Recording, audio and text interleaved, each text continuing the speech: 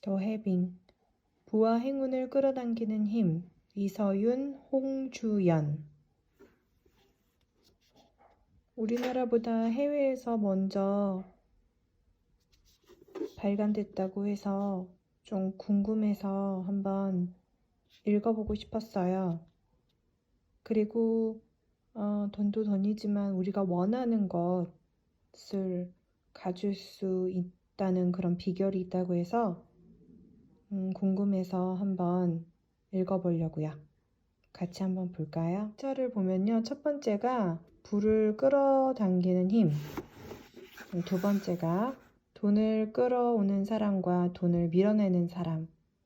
또 세 번째가 감정에 답이 있다. 그리고 네 번째, 불안에서 해방되려면. 그리고 다섯 번째, 행운의 법칙. 그리고 여섯 번째, 행운의 길을 걷다. 해빙의 비밀. 해빙을 실천하는 방법에 대해 구체적으로 여쭤보고 싶어요. 돈이 있다고 상상하면서 그 기분을 느끼는 건가요? 아니면 내 지갑에 있는 돈을 기쁘게 느끼는 건가요? 서윤이 양 팔꿈치를 감싸안은 채 몸을 앞으로 기울였다.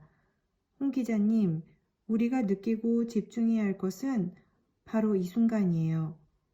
해빙은 지금 여기에서 출발해야 해요.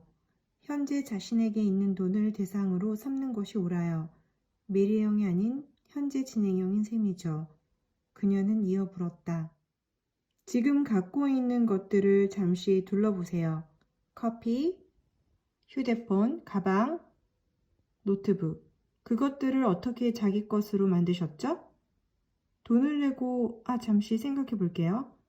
해빙이란 돈이 있는 걸 느끼고 그 감정에 머무는 것이라고 했다. 그렇다면 이 물건들은, 돈이 있어서 샀네요. 이 물건을 살 돈이 있어서요. 맞아요. 지금 마시는 커피를 살 만큼 충분한 돈을 갖고 계시죠. 지금 이 순간. 나는 내 손에 들린 컵을 물끄러미 바라보았다. 고급스러운 잔에 담긴 커피 한 잔. 호텔에서 파는 것이니까 꽤 비싸겠지? 한 잔에 $10 정도 할까? 그래도 지금 나는 이걸 살 수 있다. 그것도 내가 번 돈으로. 생각만으로도 기분이 좋아졌다. 비싼 커피가 있음을 상징하는 증표처럼 보이기 시작한 것이다. 그 순간 찜찜했던 불안은 상쾌한 기분으로 전환되었다. 말씀만 들어도 기분이 좋아지는데요. 갑자기 부유해진 것 같아요. 스스로가 자랑스럽게 느껴지고요. 서윤이 미소를 지었다. 네, 지금 막 해빙하신 거예요. 놀랄 수밖에 없었다. 왜 지금까지 이런 감정을 느끼지 못한 걸까?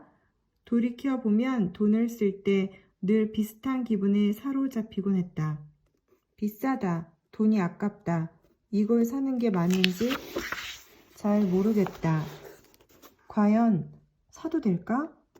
살 만한 돈이 없다. 돈에 대해 부정적으로 느꼈던 나 자신을 돌아보는 동안 서윤이 따뜻한 눈빛으로 나를 지켜보고 있었다. 어떤 일이 있어도 나를 보호해 줄 것 같은 눈빛이었다. 나는 세상에서 가장 튼튼한 우산을 쓰고 있는 기분이었다.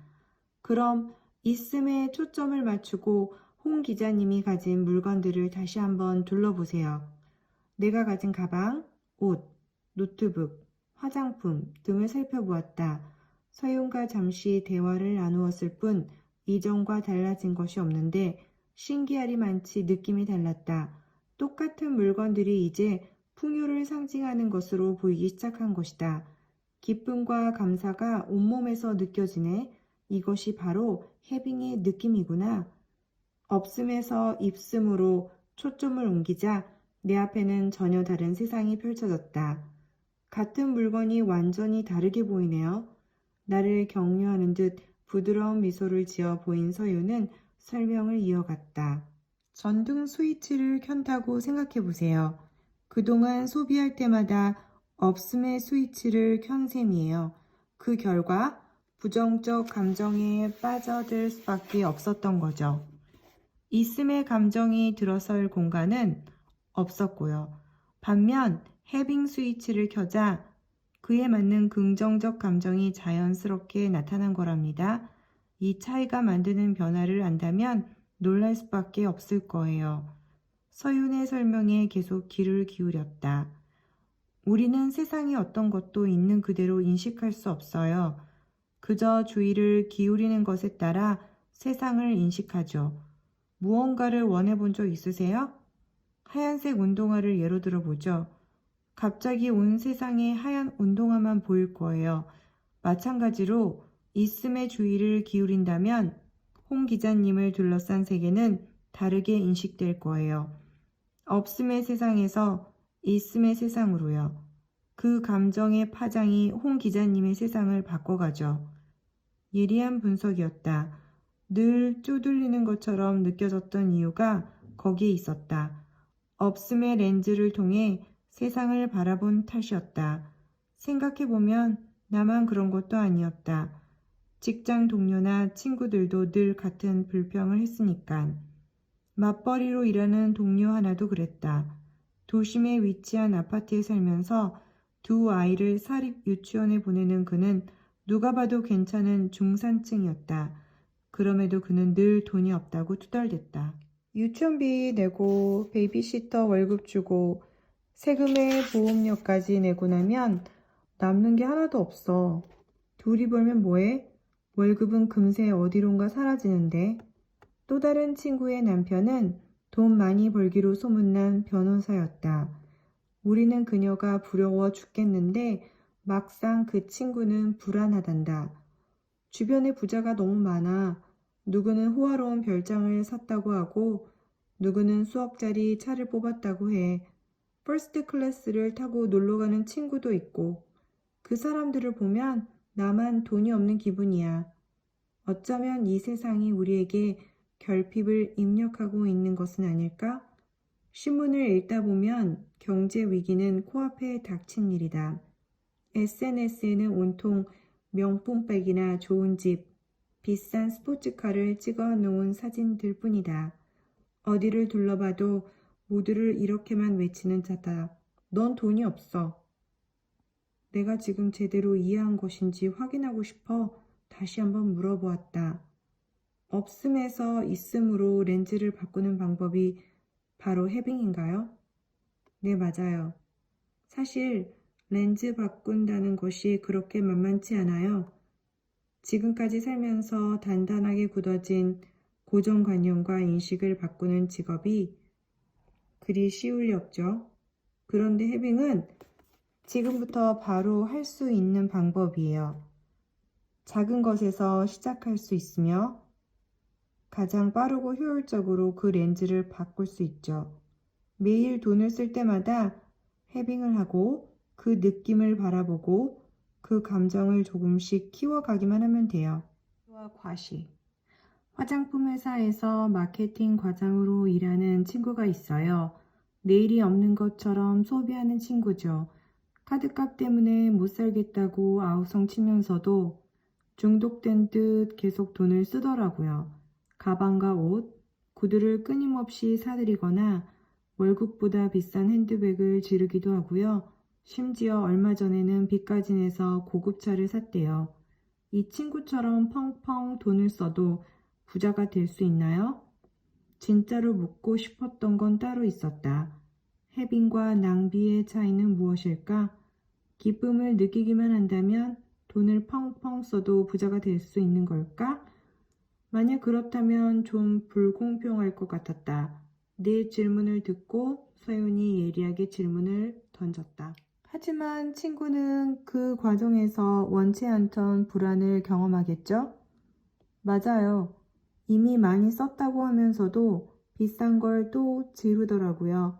그 다음 카드값이 무섭다고 계속 징징거리고요.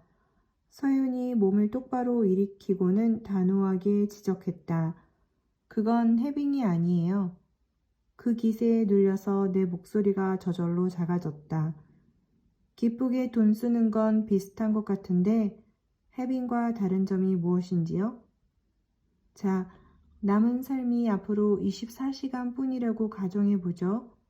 그럼 갖고 있는 돈을 어떻게 하겠어요?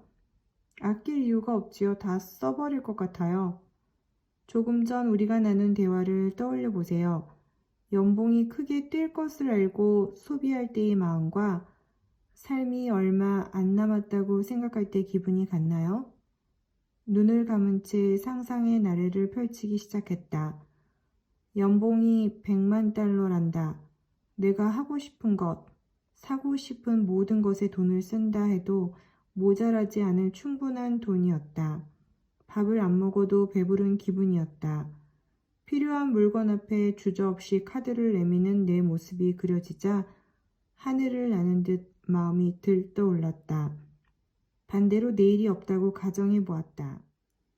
돈을 쓰는 것이 전혀 행복하지 않았다.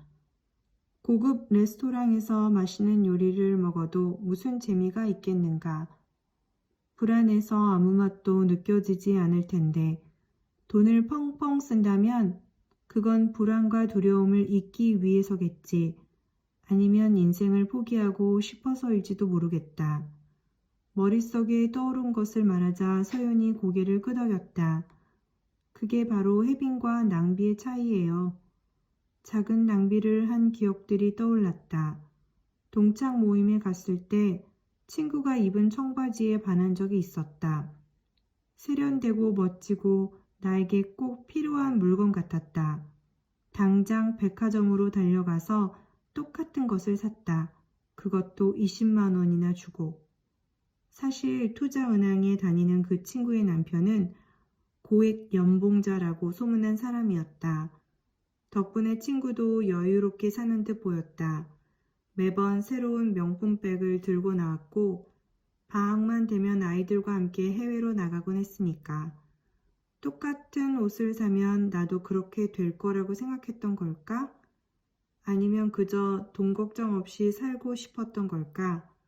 하지만 내 스타일에 맞지 않았던 청바지는 결국 후회 덩어리가 되고 말았다. 옷장에 처박아 둔 채 한 번도 꺼내 입지 않았다. 한 번은 멀쩡한 소파 테이블을 갈아치우기도 했다. 내 기준으로 잘 사는 친구들이 집으로 놀러 온다고 해서다. 친구들이 온다고 하니 우리 집 낡은 테이블이 너무도 초라하게 보였다.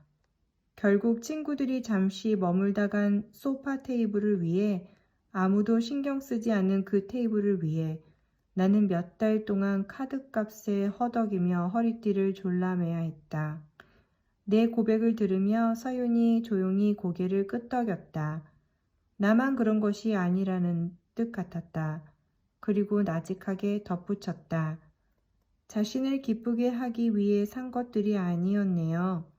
정신이 번쩍 들었다. 내가 낭비했던 이유가 거기에 있었다. 다른 사람이 무엇을 사는지, 남들이 나를 어떻게 볼지, 그런 것에만 신경 썼기 때문이다. 맞는 말씀이네요. 돌이켜보니 질투나 불안, 타인의 시선에 휘둘렸던 것 같아요. 돈을 쓰고 난 다음에는 기분이 좋아지기는커녕 더 우울해졌지요. 잠시 우리 몸에 비유해 볼까요? 의사들이나 자연주의 치료사들이 그런 말을 하죠. 사람에게는 자가치유의 능력이 있다고요. 몸에서 필요한 영양분도 적당량만큼만 원하게 되어 있다고 하고요. 피곤할 때 소금이 당기는 것도, 술 마시고 난 뒤 영양을 보충하기 위해 계란을 찾는 것도 비슷한 원리겠네요. 바로 그거예요. 몸의 요구에 집중하면 자신에게 필요한 음식의 종류뿐 아니라 위장의 크기도 알게 되죠. 과식도 피할 수 있고요. 결국 더 건강해지겠죠? 소비도 마찬가지예요. 자신이 진정으로 원하는 것을 따라가다 보면 낭비나 과시적 소비와는 자연스럽게 멀어지게 되죠. 파도를 타듯 자연스럽게 부의 흐름을 타게 되는 거예요. 노를 저을 것도 없이 그저 보트를 탄 채 그 물결 위에 떠 있기만 하면 돼요. 따뜻한 조언을 마지막으로 인터뷰 첫날이 마무리되었다. 삶이란 내 안에 여러 가지 나를 찾아 통합시켜가는 여정이죠.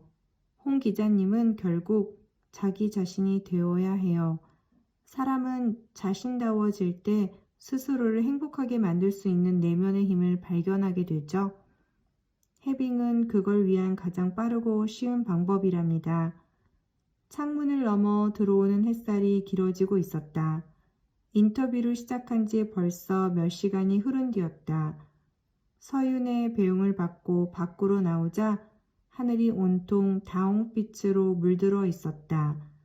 대화의 여운을 즐기고 싶어서 호숫가로 걸음을 옮겼다. 나는 다시 태어난 기분이었다. 서윤을 다시 만난 지 겨우 몇 시간이 흘렀을 뿐인데 한편으로는 정신적으로 성숙해진 느낌도 들었다. 이런 감정을 느껴본 게 도대체 얼마만인지. 그 순간 어떤 예감이 들었다. 해빙을 배우는 과정은 진정한 나 자신을 찾는 여정이 될 것이다. 이 길을 걸으며 많이 성장할 수 있을 것이다. 그리고 나는 반드시 원하던 부를 이룰 것이다. 브루스 코테스. 진짜 부자는 오늘을 살죠. 매일 그날의 기쁨에 충실하니까요. 가짜 부자는 내일만 살아요. 오늘은 내일을 위해 희생해야 할 또 다른 하루일 뿐이죠. 진짜 부자에게 돈이란 오늘을 마음껏 누리게 해주는 수단이자 하인이에요. 반대로 가짜 부자에게 돈은 목표이자 주인이죠. 그 돈을 지키고자 자신의 삶을 희생하는 거예요. 간절히 원하면 이루어지지 않는다. 마음이 깃털처럼 가벼워졌다. 불안을 다스리는 법을 배우자. 뭐든지 할 수 있을 것만 같았다. 희망이 솟아나면서 곧 부자가 될 것 같은 느낌도 들었다.